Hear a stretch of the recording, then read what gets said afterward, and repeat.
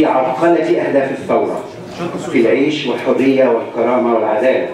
والنهم الاستهلاكي الشهور الست القادمة. لماذا ثورة؟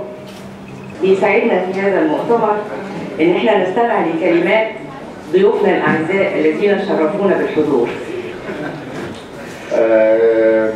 The Independent National Forum, Democracy, Social Justice, Citizenship, Human Dignity and Knowledge.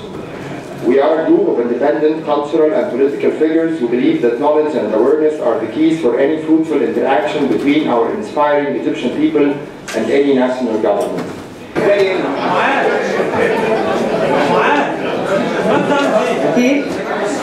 بشكل يحقق لنا استقلالا وطنيا فقدناه. لا زالت الرؤية الجديدة قائمة، ولا زالت السياسات القديمة قائمة، ولم يتغير في السياسات التي تحكم مصر شيئا رغم ثورة عظيمة بكل ما تعنيه الكلمة. الرؤية، السياسات البديلة عنوانان رئيسيان لما يمكن أن يقدم عليه ويقدمه هذا المنتج.